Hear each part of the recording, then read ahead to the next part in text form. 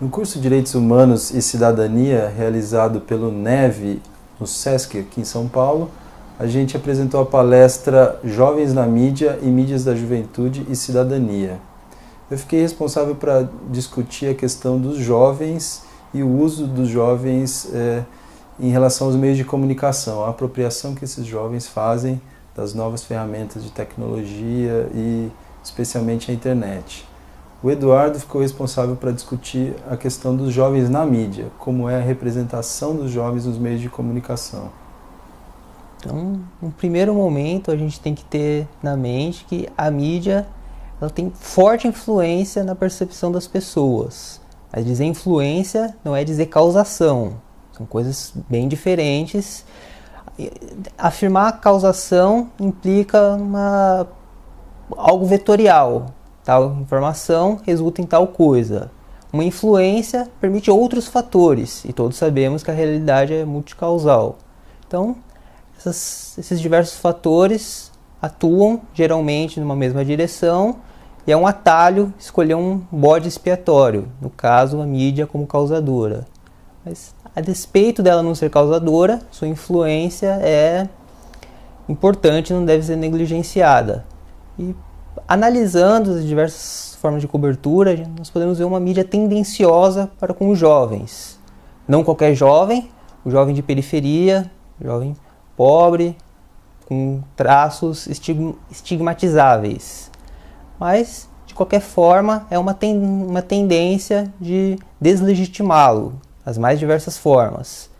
Como um primeiro exemplo, os protestos de junho de 2013, os Black Blocs. A princípio, toda a manifestação era condenada pela mídia como ato de vandalismo, como uma luta só por 20 centavos.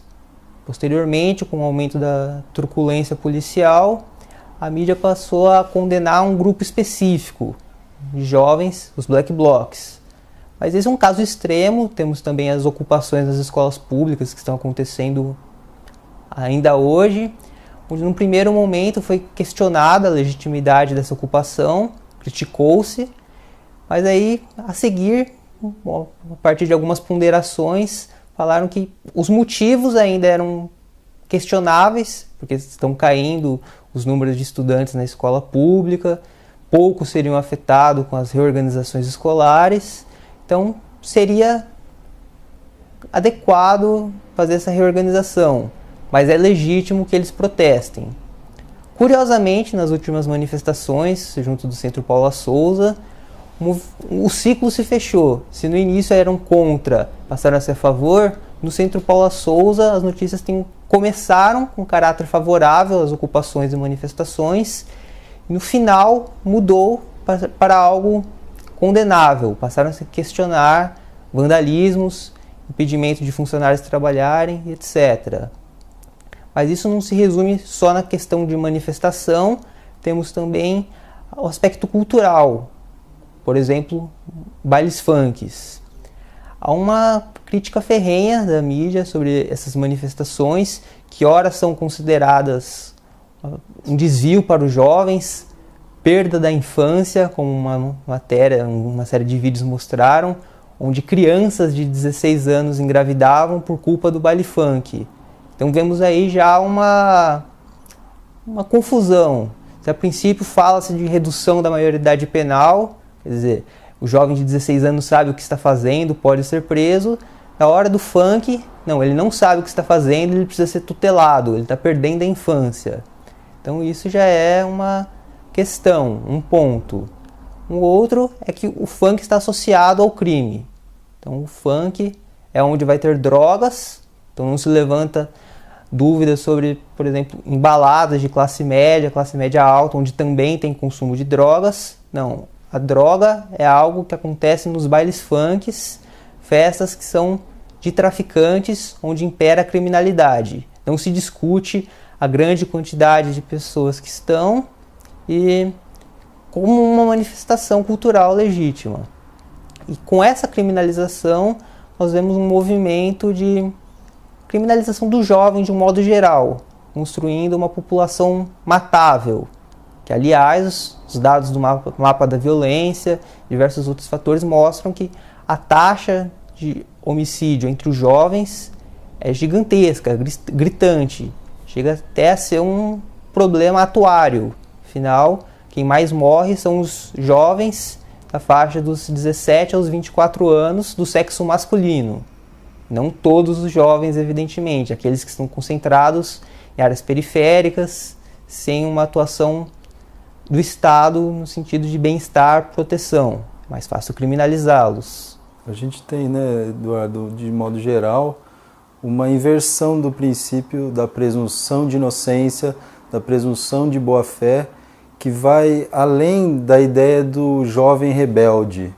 O jovem se torna, de modo geral, culpado a priori.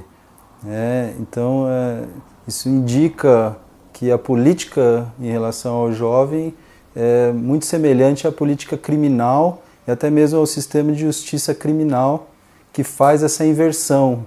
Ao invés de haver um indúbio pró-réu, tem um indúbio pró-sociedade, né? Culpado até que se prove o contrário. Presunção de delinquência, de um modo geral, que é uma seletividade moral em que o indivíduo é taxado como criminoso a priori.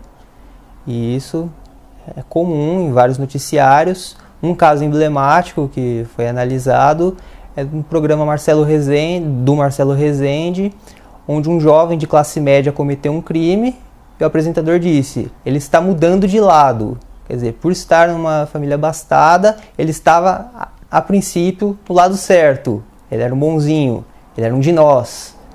Quando ele cometeu o crime, foi para os maus. Quando um jovem de periferia comete um crime desses, não se discute questão de lados. Ele fez aquilo que estava propenso a fazer. Quer dizer, ignora essa questão moral. Fatores econômicos determinam a possibilidade de crime e quase o crime em si. E essa é uma forma de lidar com o jovem na mídia. No entanto, eles não são agentes passivos. Eles têm uma série de abordagens para se defender, uma série de itinerários de apropriação da mídia.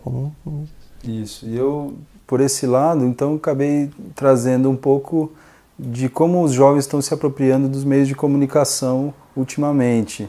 E algumas pesquisas realizadas nos Estados Unidos indicam que os jovens têm uma apropriação muito mais organizada e orientada pela construção de normas sociais e de convivência nos meios de comunicação do que a gente tende a perceber.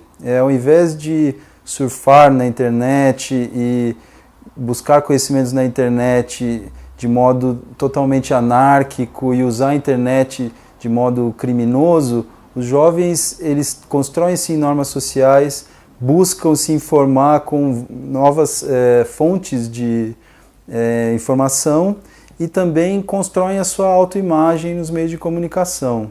Alguns resultados dessas pesquisas também indicam que a participação do jovem acontece quando há uma construção de conhecimento entre os pares, entre os amigos.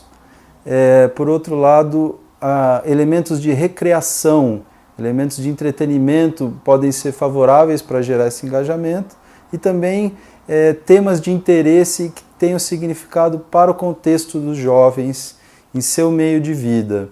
Então, diante dessa constatação, né, que até mesmo os participantes do curso defenderam e também identificaram como o que ocorre atualmente, nós não temos um reflexo sobre o que isso significa em termos de políticas públicas para os jovens, em especial medidas socioeducativas para jovens com problemas com as leis.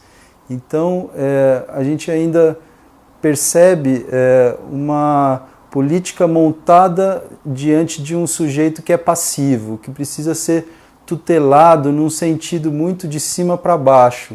Então isso deve afetar muito a percepção que o jovem tem da lei e a sua capacidade de incorporar as leis e cooperar e respeitar as leis e as ordens em que ele participa.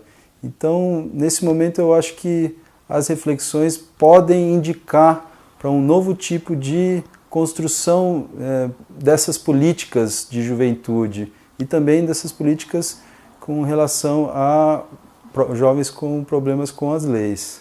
Importa que nos próximos estudos nós nos foquemos não na recepção que as pessoas têm das notícias da mídia, mas a percepção que tem sobre essa recepção.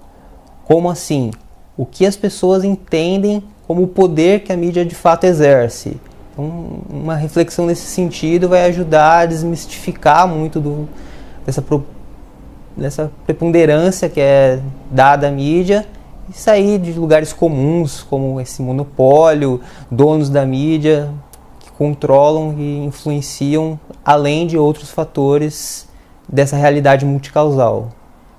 Foi muito interessante também ver que o público que participou do SESC, desse ciclo de palestras, é um público muito qualificado, de gestores, de funcionários de instituições públicas e principalmente pessoas que trabalham diretamente com os jovens em várias situações, sejam situações bem precarizadas e de violência, e mesmo jovens em relação a escolas e sempre preocupados em relação a isso. Então, foi interessante ver que teve uma recepção boa em termos de novas parcerias, até mesmo então de instituições que trabalham com medidas socioeducativas e em que medida eles poderiam dar acesso a jovens sobre determinados temas que nós temos discutido nesse ciclo, mas também para aprofundar essas trocas entre esse público que a gente estuda e procura entender. Também alguns indicaram dados, como por exemplo do Comitê Gestor de Internet, que tem monitorado a participação dos jovens nos meios de comunicação digitais no Brasil. Então, também houve vários indicativos para a gente dar continuidade a esse tipo de pesquisa.